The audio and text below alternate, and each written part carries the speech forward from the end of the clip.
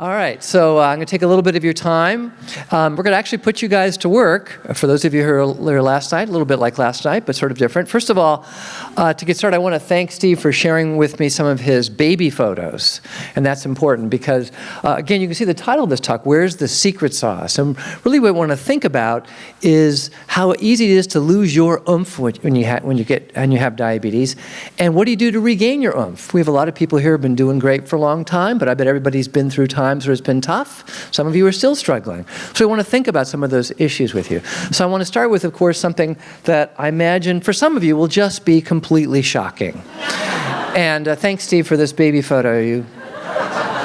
You've never looked better. And of course, the shocking thing I want to say to at least some of you, which is, and you've kind of heard this in what Steve said, which is that, sometimes living every day and trying to manage type 1 diabetes is, kind of difficult. It's not easy all the time. So I know that's shocking. I know it's terribly shocking. And I've spent a lot of years actually researching to understand what's so tough about living with diabetes and managing this day to day. And in our research, I ran across a wonderful study just a few years ago where they tried to go through part of the reason, of course, one of the big reasons is that you don't never really get a break from type 1. There's so much stuff to think about, to worry about, decisions you have to make that can just occupy your time. And you have to do all that on top of everything else you're doing that isn't diabetes related. And in this lovely article, they said, let's just make a list of all the things people with type 1 diabetes and other similar kinds of chronic medical illnesses have to deal with, the other extra stuff. And they said, and can we list all those things and put it in one figure in their publication? And this is what they came up with. Now, this is completely unreadable. Even in the manuscript, you can't even read it because the print's so damn small because they had to squeeze it all in. The bottom line is, as you all know, every single day, living with diabetes, there's a lot of stuff you got to do. And of course, sometimes it doesn't work out that well. So what we know over the course of time is it's easy for people just to get, well, tired. Really tired, right? Like, I'd like to be able to go 5 minutes without thinking about this. And this sense of fatigue can lead you to just feel completely overwhelmed, sometimes even just paralyzed. And for so many people, what does it mean? It means that sometimes you just have to need a break. And oftentimes, for too many folks, diabetes ends up on the back burner. It doesn't become the priority. You got other things to worry about, things to do. And sometimes that's necessary and it's okay. If it goes on for long periods of time, though, it can lead you into a difficult place with diabetes. And of course, as this goes on over the course of time, longer and longer, it really leads to what we call diabetes burnout. So much of my efforts and concern as a diabetes psychologist is to try and address this issue. What do you do? How do you ever find the oomph you need to manage what is a challenging and frustrating and often difficult disease day to day? Or if not find it, where'd you lose it? And how do you regain your oomph? And that's really what the title of this is all about, which is, so where's the secret sauce? Many of you have it right now, but for everybody else, like, where do you find that secret sauce? What is it you discovered? What works and what doesn't work? Now, some of you may be thinking, wait a minute, what if I told you there is no secret sauce? But in truth, there is, and we want to talk about what some of that is. Now, first of all, let me tell you the single most important secret about where on earth that secret sauce is. Where is it? What is that secret stuff that helps people to regain their oomph? And the truth is, I'm looking at all the people who have that secret, because everybody in this room knows that to some degree. Everyone in this room either is now or been through times where you've had enough of diabetes. And somehow, in your own way, there's been ways we discovered to regain your oomph. You guys are the experts. So let me tell you a little bit what the stories I've heard and learned, and then we're going to hear from all of you about that as well. So I want to touch on at least some of the 4 of the top secret sauce ingredients that I've been honored enough to hear about over the course of the years. Now, one of them is what really changes for people, where things begin to shift from being disengaged from their diabetes to being re-engaged, is something like, well, finding actually a great physician. A physician or another healthcare provider who actually, someone who knows what he's doing, that seems very odd, something's missing there, but someone who's on your side, knows what he's doing, means that he's a competent physician, but someone who's on your side and is treating you like a person, not a number, and who really celebrates the efforts you're making. Wow, you managed to go from an A1C of 11% to 10%, yay. Any kind of movement, right? Now we know that's unfortunately not as common as we'd like, but when you find someone like this, and many of you have, and we're going to maybe share some of those stories, that's one of the ways in which people can find that secret sauce and regain their oomph. So let's be clear about who those physicians aren't. Right? So we know that we're not talking about Dr. Evil, we're not talking about Dr. Hannibal Lecter, and we're not talking about Dr. Doom, and we're not talking about Dr. Frankenstein. Okay? You all may know, or hopefully will find, a physician who you really feel, or another healthcare provider is on your side. Now, granted, that's not someone you're spending a lot of time with over the course of every day of your life, but it's sure nice when you have that. And we know that's useful for some folks. We know that for other people, the secret sauce, the thing that helps them to regain their oomph, is when they discover the right tools, sometimes little things, sometimes big things, that really have made a huge difference for folks. And you heard Steve go through a lot of those. And that means things like some of our newer, flatter basal insulins. It means inhaled insulin. It means, as Steve talked about very briefly, and you hear more tomorrow about the SGLT2s and other medications that people are starting to use. It also means CGM, Flash, all the different CGMs you heard about. It means insulin pumps. And like many of you out there, the really cool people, those who are now combining CGM with pump use, especially those of you who are loopers, like this dude. So we're very excited about looping and what's going to come next. So we've got a good physician, good healthcare provider, the right tools, and of course also just some great new ideas. Many of you, it's some small thing or some big thing, some little thing you've learned. Maybe it was here at one of the One conferences. Something that just shifted your thinking, that suddenly made living with type 1 easier or allowed you to be more successful. And it can be little things like, hey, dude, cauliflower rice. Or so many other things. You're going to hear Jeremy talking about that as well. And then there's big ones. One of my favorites is what we call evidence-based hope. For those of you who were here last year, you've heard me talk about this. For those of you who weren't here, good, because I need to repeat just a little bit of it, because we know this is important. That for all the years, so many of you have had type 1. And I heard last night we've had people here in this room who've had type 1 for as little as just a few months. And we have people here in this room who've had type 1 for more than 60 years. And over all that time, though, we haven't escaped all the scaremongering that goes on.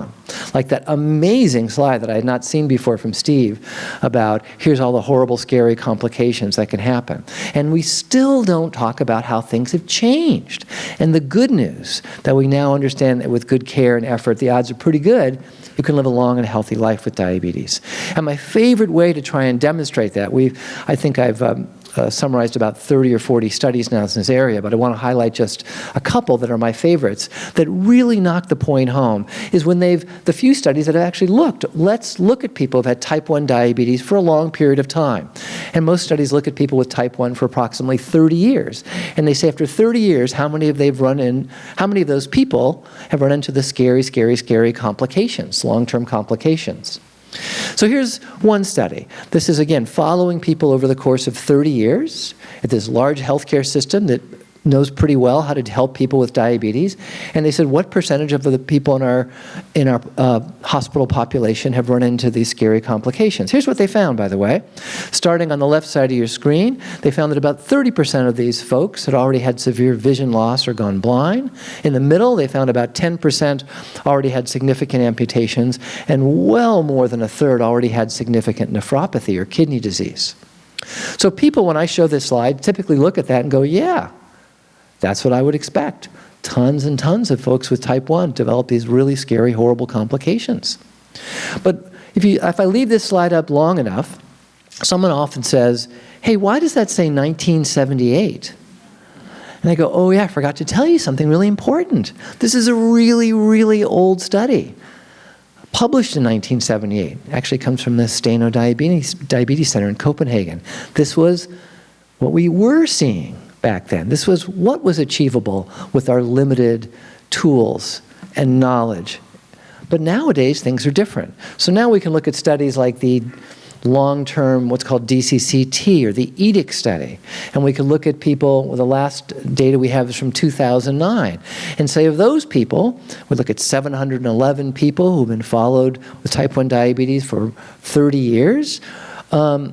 What percentage of those people, and they've been really followed well with good health care over the course of all these years, what percent of those people have run into the same scary, scary complications? And their numbers, the percentage of the population with those complications looks like this. So this is not a guarantee. So these folks are different. This is not a guarantee. And they've really had good care, good follow-up. They were in this amazing DCCT study where they had, quote unquote, intensive care for a period of 4 to 5 to 6 years. Intensive care, by the way, means they had an A1C on average of 7.1% for 4 years. Until 1993, the study ended, and almost everyone went, phew, glad that study's over, and their A1Cs floated up to about 8% on average. I suspect, let's find out, how many people here are actually in the edict study or were in the DCCT? Anybody here? Because it was one of the, no one here? Okay, so it was one of the, oh yes, one, hi, yay. Actually one of the sites for that study was here in San Diego. So this is possible. We want people to know this is possible and this is happening all the time. It doesn't mean if you run into complications, it means you've done anything terrible or wrong, but we know that things are better and are going to get a lot better. And again, as I mentioned, all the evidence tells us that with good care, odds are good. You can live a long and healthy life with diabetes. That's why you're here. And that's why we're all struggling as well. So this is the good news, and we don't talk about it. It's the opposite side of that scary message. Again, it's what we call evidence-based hope, and it's important to remember, especially when you're losing your oomph.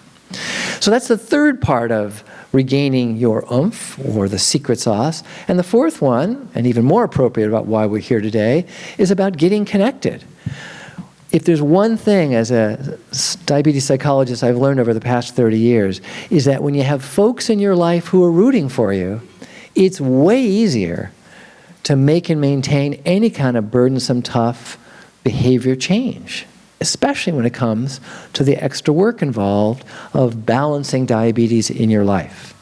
And when you're hanging with people who get it, like you're in this room, when you have a sense of community, like I hope you either all have now or will have before you leave here, it really makes a difference, right? As Jeremy mentioned last night, remember, if you have type 1 diabetes in this room, you're in the majority. And if you don't, you're weird, like me. And that's wonderful news.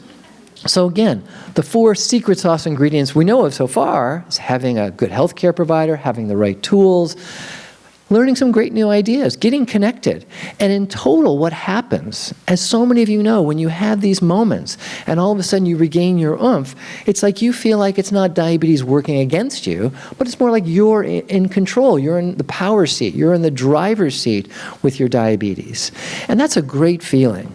Again, we spent so many years studying what we call diabetes distress or diabetes burnouts, when you feel out of control, when you're not in the driver's seat. So this is what's key. So that's what we know so far. But oh, you may be saying to yourself, you need more secret sauce? Well, I'm glad you asked, because there's one more thing we have to do here today, and we're going to learn from each other. So here's something I really want to do. Are you ready? Are you all comfortable? Good. So I want everybody to stand up. And what we're going to do is we're going to take 5 minutes. Now, I tried to do this last year. We couldn't even get people to stop. You were completely out of control. So we're going to try this. So the goal is what we're going to do is everybody's going to find, I want you to look around. I want you to find one person in this room who you do not know. And your goal over the next few minutes is I want you to say hello to that stranger, and I want you to share one of your own secret sauce. How have you kept up sometime in your life? How did you find the oomph to manage type 1? I'm giving you 5 minutes. Go.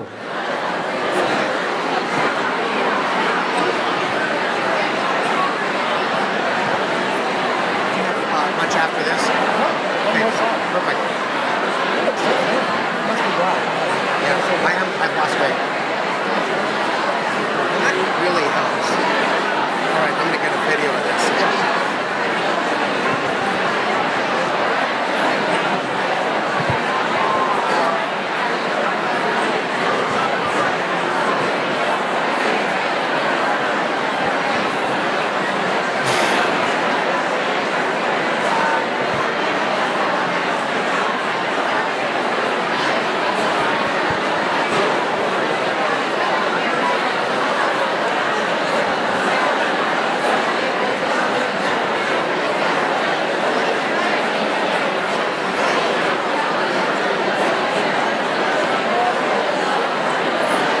Amazing, isn't it? It is. Look at this.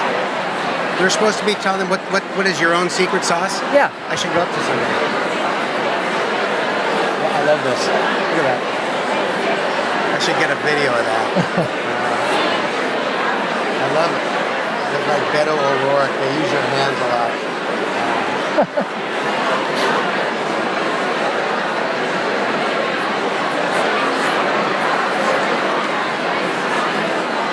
I'll watch you make it 4 minutes. So. Yeah, make it 4 minutes. Don't say anything. I'm filming.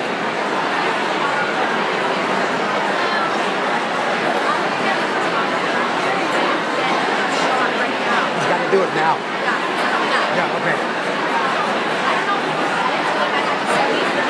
I got a good sweeping one.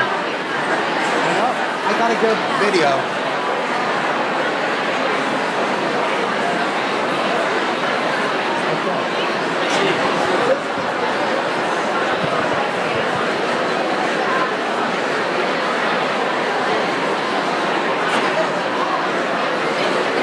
You only have 2 minutes left. 2 minutes.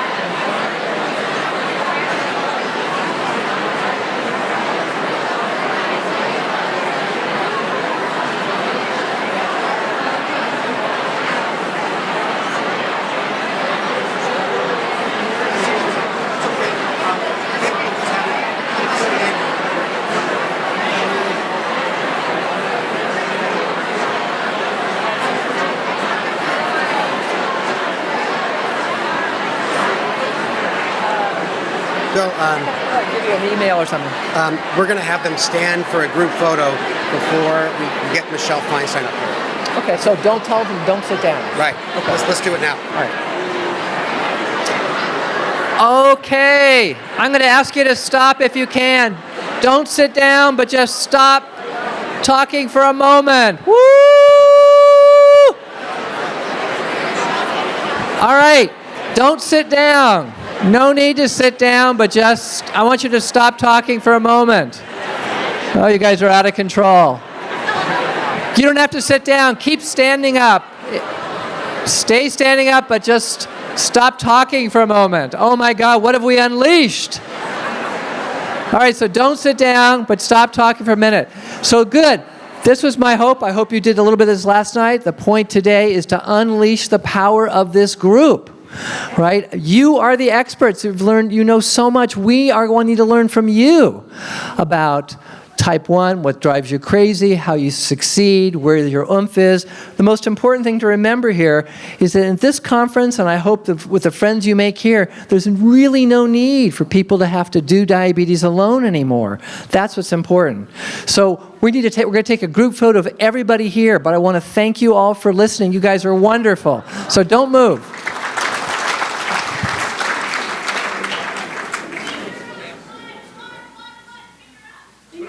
You want them to raise their hand, finger, or wave or something?